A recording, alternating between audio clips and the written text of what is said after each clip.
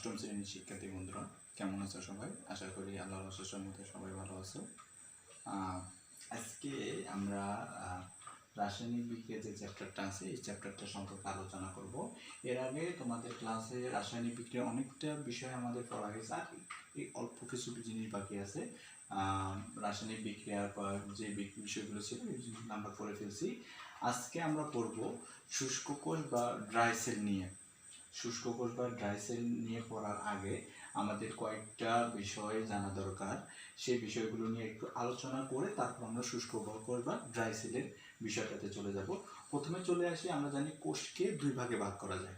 কোষকে, সুপ্রিয় শিক্ষার্থী বন্ধুরা, কোষকে দুই ভাগে ভাগ করা যায়। একটা হচ্ছে তড়িৎ বিশ্লেষ্য কোষ আর একটা হচ্ছে গ্যালভানিক কোষ। আমি আবার বলতেছি, কোষকে দুই ভাগে ভাগ করা যায়। একটা হচ্ছে তড়িৎ বিশ্লেষ্য কোষ আর একটা হচ্ছে গ্যালভানিক কোষ। প্রথমে আমরা তড়িৎ বিশ্লেষ্য কোষ কাকে বলে সেই বিষয়টা একটু জেনে নিই। আমি এখানে সংজ্ঞাটা লিখে দিছি, তারপরে দেখো, যে কোষে তড়িৎ শক্তি ব্যবহার করে রাসায়নিক বিক্রিয়া ঘটানো হয় তাকে বেসিক্যালি আমরা তড়িৎ বিশ্লেষ্য কোষ বলি। আমি আবার বলতেছি, যে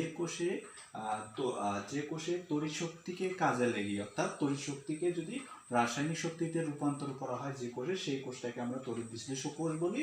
আর হচ্ছে গ্যালভানিক কোষের যদি সংজ্ঞাতে আমরা দেখি, সেখানে যে বিষয়টা আসবে, যে কোষে রাসায়নিক বিক্রিয়া ঘটিয়ে তড়িৎ শক্তি উৎপন্ন করা হয়, তার মানে রাসায়নিক শক্তিকে যদি তড়িৎ শক্তিতে কনভার্ট করা হয় যে সেলের মধ্যে, সেই সেলটাকে আমরা বলে থাকি গ্যালভানিক সেল। আর হচ্ছে তড়িৎ বিশ্লেষ্য সেল বলা হয় যে সেলের মধ্যে তড়িৎ শক্তিকে রাসায়নিক শক্তিতে কনভার্ট করা হয়। আমরা যে শুষ্ক কোষ বা ড্রাই সেল নিয়ে আমরা আলোচনা করতে চাচ্ছি, এই শুষ্ক কোষ বা ড্রাই সেল এক ধরনের হচ্ছে গ্যালভানিক কোষ। অর্থাৎ এই শুষ্ক কোষ বা ড্রাই সেলের মধ্যে আমরা রাসায়নিক শক্তিকে বা রাসায়নিক বিক্রিয়ার মাধ্যমে তড়িৎ শক্তিতে কনভার্ট করি, মানে রাসায়নিক শক্তিকে তড়িৎ শক্তিতে কনভার্ট করি। সুপ্রিয় শিক্ষার্থী বন্ধুরা, আমরা যেহেতু সেল সম্পর্কে দুইটা সেল পড়লাম, এই শুষ্ক কোষ বা ড্রাই সেল পড়ার জন্য আমরা যদি পড়তে চাই, আরেকটা বিষয় আমাদের সম্পর্কে জানতে হবে, আরেকটা বিষয় সম্পর্কে। সেই বিষয়টা যদি আমরা একটু আলোচনা করবো, সেটা হচ্ছে, তোমরা দেখো আমি এখানে লিখে দিচ্ছি তড়িৎদ্বার সম্পর্কে। আমরা প্রথমে তড়িৎদ্বার কাকে বলে বা তড়িৎদ্বারের সংজ্ঞাটা কি সেটা জেনে নেই। তড়িৎ রাসায়নিক কোষে বিগলিত বা দ্রবীত তড়িৎ বিশ্লেষণের মধ্যে যে দুটি ধাতব দণ্ড প্রবেশ করানো হয় তাকে আমরা বেসিক্যালি তড়িৎদ্বার বলি। আমি আবার বলতেছি, দেখো, তড়িৎ রাসায়নিক কোষে বিগলিত বা দ্রবীত তড়িৎ বিশ্লেষণের মধ্যে যে দুটো ধাতব দণ্ডে প্রবেশ করানো হয়, সেই দুটো ধাতব দণ্ডকে বেসিক্যালি আমরা তড়িৎদ্বার বলে থাকি। তড়িৎদ্বারকে বেসিক্যালি দুই ভাগে ভাগ করা যায়। একটাকে আমরা প্রথম তড়িৎদ্বারে একটাকে বলা হয় অ্যানোড আর একটা বলা হয় ক্যাথোড। সেই সম্পর্কে আমরা একটু আলোচনা করব।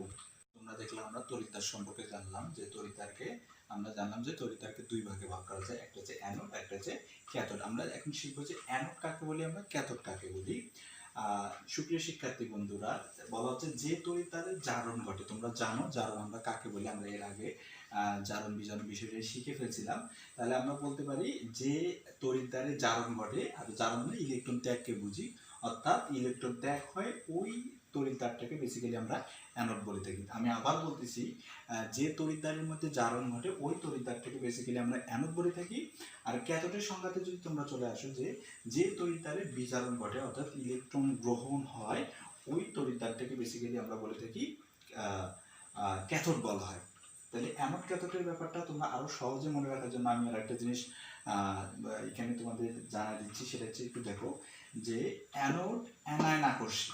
অ্যানোড সবসময় একটা জিনিস খেয়াল রাখবা, যে কোনো কোষ বিক্রিয়ার ক্ষেত্রে যদি দেখানো হয় অ্যানোড আর ক্যাথোডের ব্যাপারে যদি বলা হয়, তোমরা তো শিখলে যে অ্যানোডে বেসিক্যালি জারণ ঘটে আর ক্যাথোডে নর্মালি বিজারণ ঘটে। তো এখানে আরেকটা বিষয় মাথায় রাখবে, যে অ্যানোড সবসময় অ্যানায়নকে আকর্ষণ করবে আর ক্যাথোড সবসময় ক্যাটায়নকে আকর্ষণ করবে। তোমরা জানো অ্যানায়ন বলতে আমরা ঋণাত্মক চার্জযুক্ত যে আয়নটা থাকে, আমি এখানে দেখিয়ে দিচ্ছি, ঋণাত্মক চার্জযুক্ত যে আয়নটা থাকে সেটাকে আমরা অ্যানায়ন বলি, আর ধনাত্মক চার্জযুক্ত যে আয়নটা থাকে সেটাকে আমরা ক্যাটায়ন বলে থাকি, মানে পজিটিভ চার্জযুক্ত। এখন হচ্ছে কথা, যে যেহেতু অ্যানোডটা অ্যানায়নকে আকর্ষণ করে, মানে ঋণাত্মক আকর্ষণ করতে যাচ্ছে, তাহলে যেহেতু সে ঋণাত্মককে আকর্ষণ করে, তাহলে অবশ্যই অ্যানোডকে পজিটিভ হতে হবে।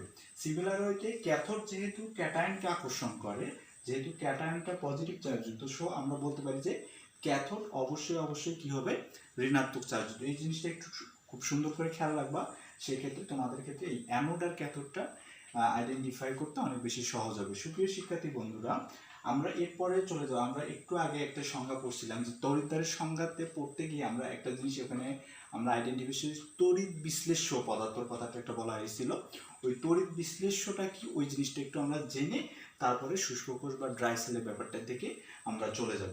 সুপ্রিয় শিক্ষার্থী বন্ধুরা, আমরা যেহেতু তড়িৎদ্বারের ভিতরে তড়িৎ বিশ্লেষ্য কি, তড়িৎ বিশ্লেষ্য এই টাইপের একটা ওয়ার্ড চলে আসবে। আমরা এখন শিখবো যে তড়িৎ বিশ্লেষ্য বা তড়িৎ বিশ্লেষ্য পদার্থ আমরা কাকে বলে সেই জিনিসটা একটু আমরা জানবো।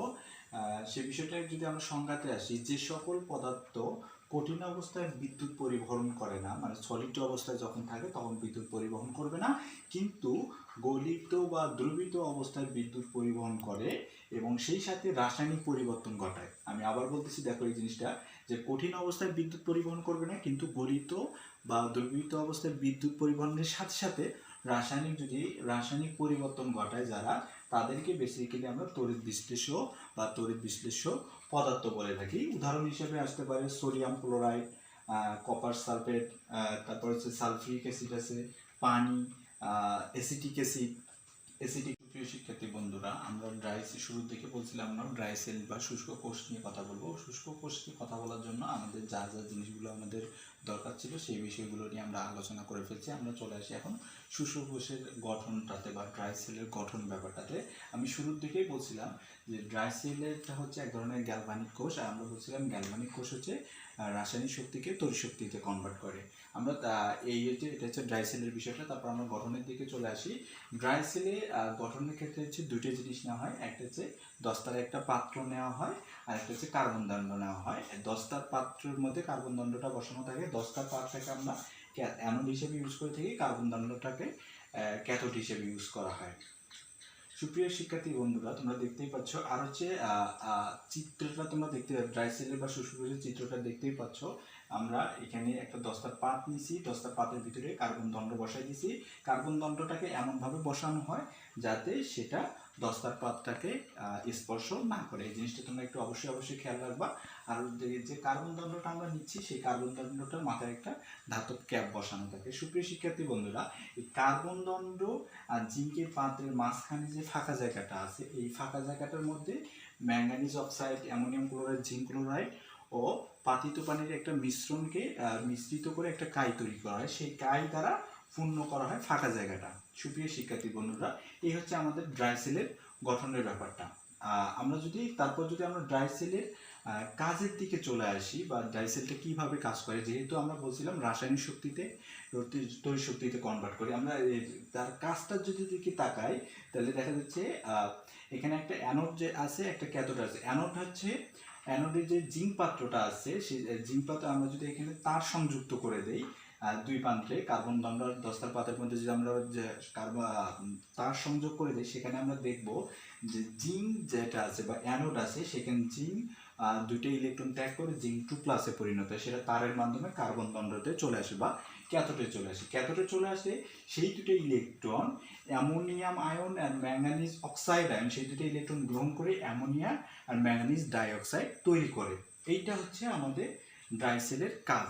আর যদি আমরা সামগ্রিক কোষ বিক্রিয়ার কথাটা বলি, যে কোষ বিক্রিয়াটা হচ্ছে এমন, zinc, ammonium ion, manganese oxide সেটা বিক্রিয়া করে জিঙ্ক 2+, অ্যামোনিয়া আর ম্যাঙ্গানিজ ডাইঅক্সাইড ও পানি তৈরি করে। এই হচ্ছে আমাদের ড্রাই সেলের গঠন আর কাজ। সুপ্রিয় শিক্ষার্থী বন্ধুরা, তোমরা যদি, আশা করি বিষয়টা তোমরা ভালোভাবে বুঝতে পারছো।